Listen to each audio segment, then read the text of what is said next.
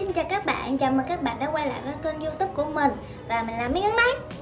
Thì cái thời gian gần đây thì mình thấy những cái áo loang loang nhiều màu á, thì nó rất là hot và mình cảm thấy rất là đẹp. Và mình đã thích những cái áo này từ trước Tết rồi, nhưng mà thời gian đó thì rất là ít người bán những cái áo đó, nên tới tận bây giờ mình vẫn chưa sở hữu được một cái nào.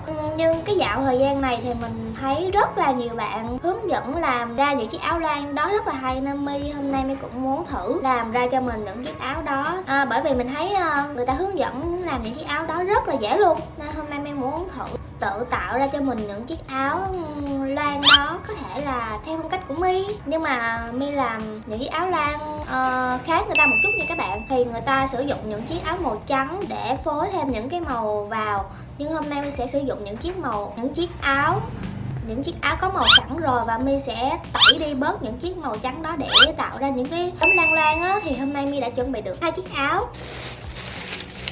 Đây, một chiếc áo màu tím. Thì cũng là áo thun bình thường thôi, không có gì hết. Và một chiếc áo màu xanh dương. Rồi, đó là 2 cái áo My đã chuẩn bị để làm ra những chiếc áo loang loang. Thì bây giờ các bạn hãy cùng theo My đi mua những nguyên liệu tiếp theo nha. Đi thôi. Thì My mới chạy ra ngoài tạp hóa để mua một chai thuốc tẩy. Đây là chai thuốc tẩy hiệu Javan. Nên các bạn, cái hiệu này thì nó cũng khá là phổ biến, nên các bạn cũng không phải lo là khó kiếm đâu nha. Thì mình mua chai này là chai lọ nhỏ, chỉ có 8.000 thôi. Rồi bây giờ mình sẽ tiến hành chuẩn bị những cái bước này để mà mình tẩy áo của mình nha. Rồi đầu tiên thì mình sẽ trải cái áo màu tím ra. Thì mình thấy các bạn hướng dẫn thì các bạn thường hay làm những cái kiểu xoắn xoắn á. Thì bây giờ cái áo đầu tiên thì mình sẽ làm kiểu đó nha. Mình sẽ sử dụng bằng tay luôn. Mình thì sẽ xoắn qua một mé một bên, chứ mình không xoắn vào bên giữa áo.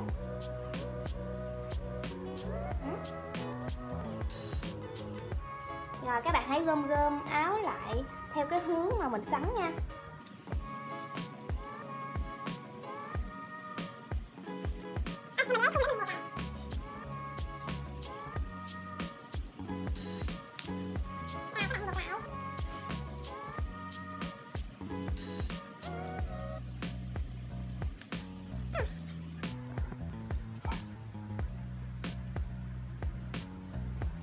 Thì mình nghĩ là buộc cái này thì cũng không cần phải đẹp lắm đâu các bạn.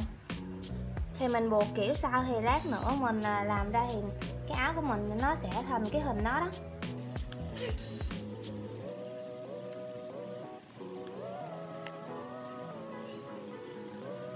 Các bạn buộc lại cho kỹ nha, nó không lát nữa chúng ta mà có tẩy á, thì nó sẽ bung ra thì hơi là bị mệt. Đó, thì mình sẽ quấn cái áo lại thành như thế này. Rồi mình sẽ bỏ qua một bên nha.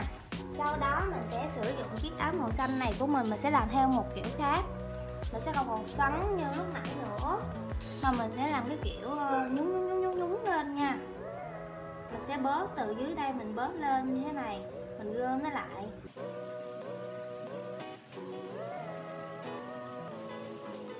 Mình gom hết tất cả lại thành một đống như thế này. Các bạn nhớ dịnh lại, nếu không nó sẽ bung ra thì chúng ta sẽ làm lại. Tay mình nhỏ quá nên cũng không có cầm được hết các bạn ơi. Rồi các bạn hãy buộc lại.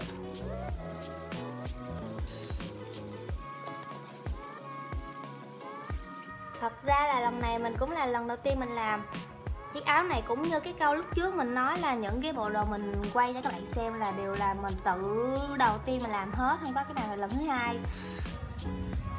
Nên nếu mà có thất bại thì cũng chỉ là thử nghiệm thôi nha các bạn.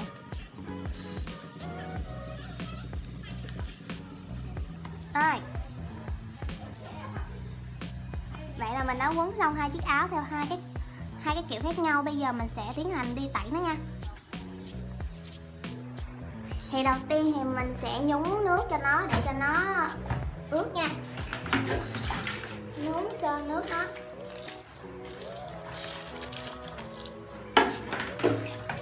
Cho nó ướt toàn bộ chiếc áo luôn nha các bạn.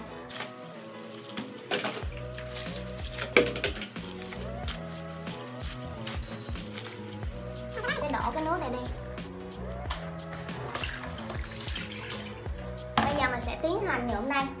Các bạn nhớ là phải đeo bao tay trước khi mà các bạn nhuộm nha, bởi vì nhuộm thì mình có thể đụng vào nước tẩy thì nó sẽ rất là hại cho cái da tay mình đó, nên các bạn nhớ là phải đeo bao tay vào nha.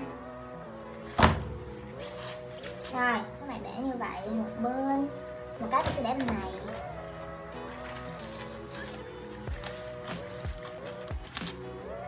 Mở ra như thế này và chúng ta sẽ đổ từng nắp lên.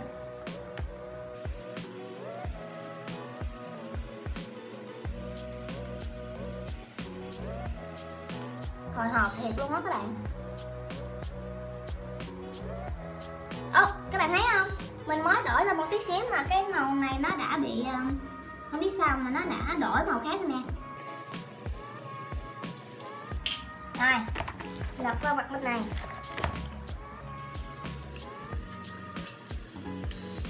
Mình nghĩ là các bạn nên đeo thêm cái khẩu trang đó các bạn. Mùi nó cực kỳ khó chịu luôn.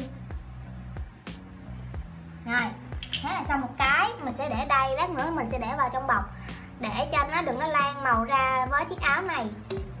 Thôi giờ mình để vào trong bọc luôn.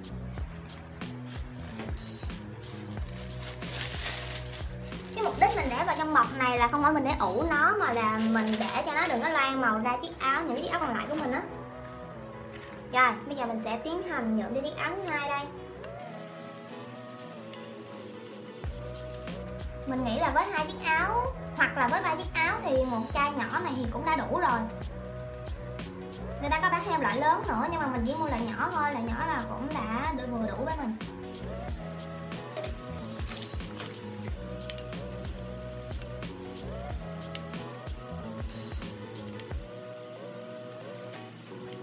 Rồi, cái này thì các bạn không cần để vào bịch cũng được. Thì sau đó mình đã đổ thuốc tẩy lên thì mình sẽ ngâm nó khoảng 15 hoặc là 20 phút. Thì sau đó mình sẽ xả nó và giặt nó lại, sau đó mình đem phơi nha. Rồi, thì các bạn thấy nó sẽ lan màu ra như thế này. Bây giờ mình sẽ gỡ thun ra và mình sẽ giặt nó lại nha.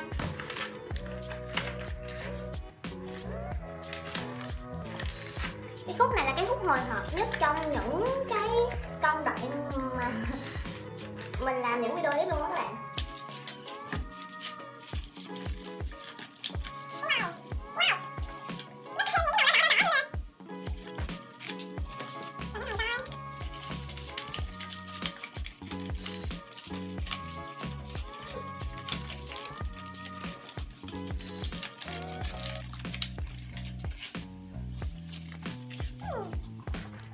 Lúc đầu thì mình nghĩ cái áo màu xanh này thì nó sẽ lan màu nhiều hơn, nhưng mà mình thấy nó ít lan hơn là áo màu tím các bạn. Rồi bây giờ mình sẽ tẩy nó nha. Hối lộn. Và bây giờ mình sẽ giặt nó nha.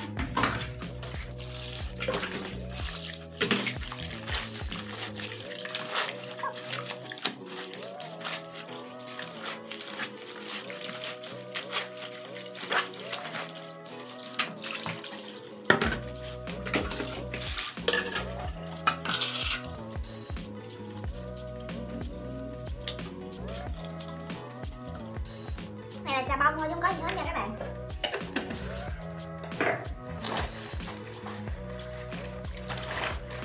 Và mình nghĩ là mình nhuộm theo cái cách tẩy áo màu ra như thế này thì nó sẽ ít bị phai màu hơn là mình sử dụng cái hút nhuộm khác. Thì lúc đầu mình cũng tính là nhuộm hút nhuộm, nhưng mà mình kiếm hoài thì không có chỗ nào bán hút nhuộm hết, nên mình quyết định là mình sẽ tẩy áo màu ra. Vậy thôi.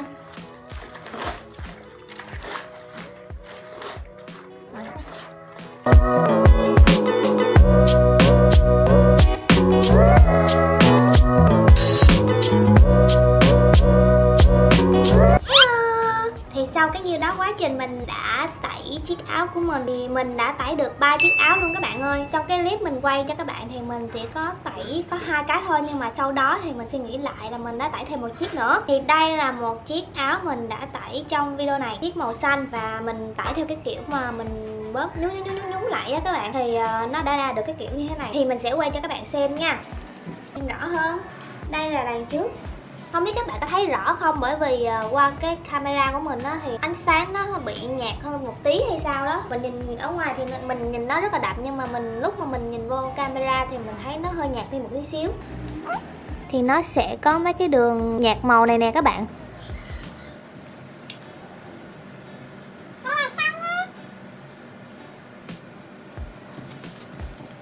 Đây là một cái trong số mình đã tẩy, và bây giờ là cái thứ hai, cũng là một chiếc áo mình đã quay trong khi mình tẩy cho các bạn xem, là cái màu tím. Mình cực kỳ thích cái màu của chiếc áo màu tím này luôn các bạn ơi. Lúc mà mình mua chiếc áo thì mình nghĩ là cái áo này nó có màu tím than, tím đen đen nên mình cũng không thích lắm, nhưng mà lúc mà mình mua về á mà mình tẩy ra thì nó rất là đẹp luôn.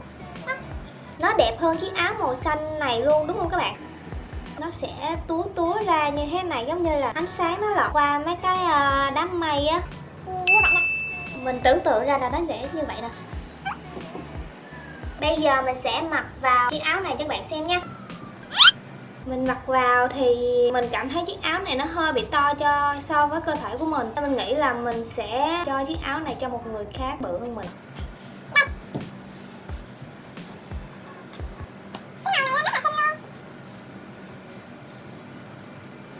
Đằng trước đằng sau gì nó cũng rất là đẹp. Mình thì mình cực kỳ thích mấy cái kiểu áo mà đằng sau này nó có hình hoặc là chữ gì đó, thì mình rất là thích mấy cái kiểu này.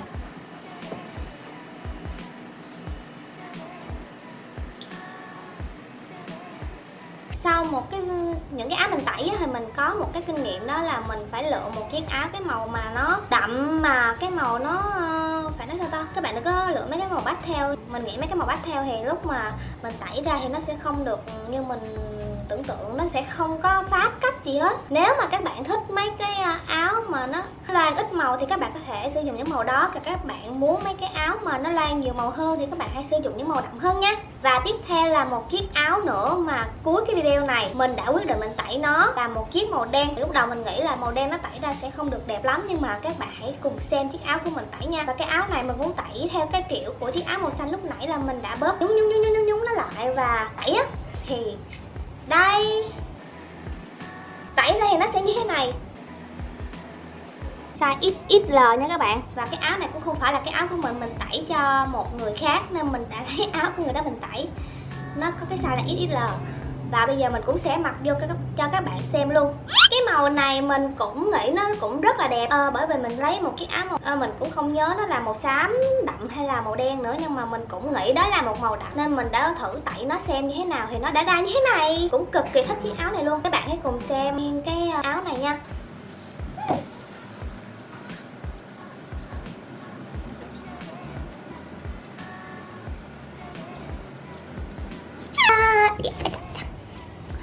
Thì đó chính là cái áo cuối cùng mình đã tẩy trong cái video này. Thì mình nghĩ là các bạn nếu mà muốn những cái màu đậm hơn như là lúc đầu mình nói á, thì những màu đậm hơn thì nó sẽ tẩy ra những cái màu đặc biệt hơn là những cái màu nhạt, nên mình tùy theo ý thích của các bạn thôi. Thì video của mình đến đây cũng là kết thúc rồi. Tạm biệt các bạn và hẹn gặp lại các bạn vào những video tiếp theo của mình nha. Bye bye.